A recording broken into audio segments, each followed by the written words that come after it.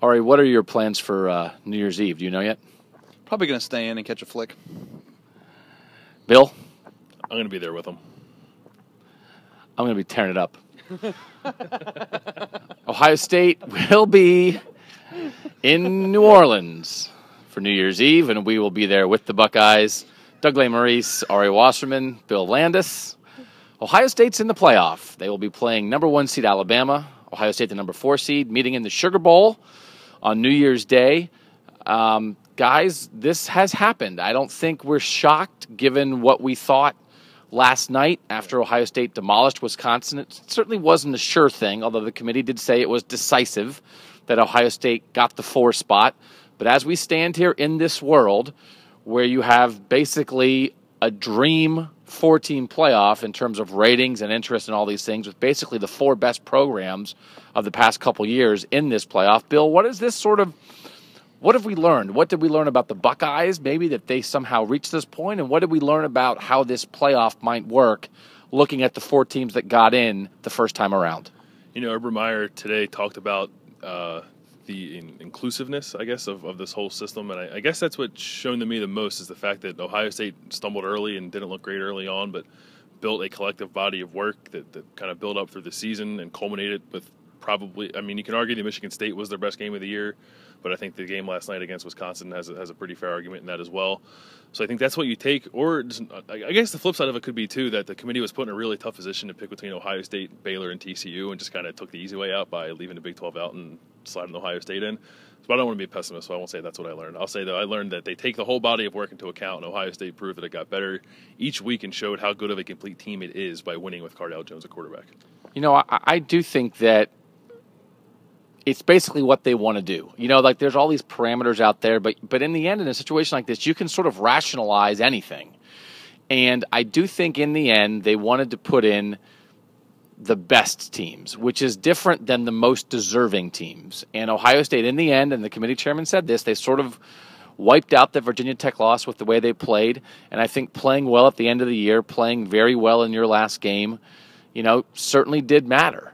And Ari, when you think about the fact that Ohio State is sort of went out this way, considering where they were in week 2, what does this sort of make you think about the Buckeyes as they go into this playoff? Maybe not whether they're going to win or lose, or you know how they're going to match up with Alabama and everything, but you know they're in, and they're in off a 59-0 win.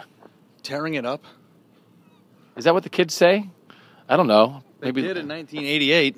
Yeah. Tearing it up. What did you ask me? No,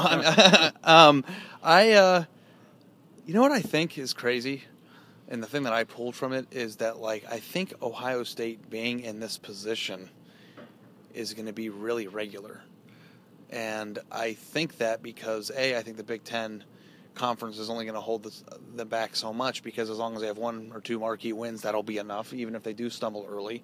I just think that if they have supreme talent in the way that they're recruiting, that doesn't seem like that's going to change. And they can get through the schedule and have a season. Like, I don't think that this season that they put together, though it was a very good season at the end of the year, is that crazy for Ohio State standards. So if this season, I think they were a year early. If they made it a year early, I think what we learned about the committee is that they respect Ohio State, the conference that they play in, and when they do win, they take it seriously. And I think they do take into account the talent and the things that they have on this team. But from Ohio State's season standards and what they did for the past 15 years, I mean, this was more of the regular. 1-loss seasons are more of a regular than anything else. And that should be enough. I think that, it's encouraging if you're an Ohio State fan, they're going to compete. I'm not necessarily sure yet. We have a month to figure out whether they're at the same caliber of Alabama. But what I do know, as a program being led by Urban Meyer and the programs and the culture and the way they're recruiting, that this is the benchmark for the team, and it's going to be playoff or bust every year. You know, and they're the same, as you're saying. The context around them has shifted. You no longer have to be perfect. You just have to be really good. And what they did this year was, I don't know off the top of my head, but how many 1-loss or undefeated regular seasons have they had?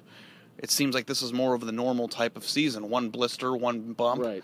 And it's the idea that, I mean, but in any other year in college football, they wouldn't be playing for a national title. Yeah.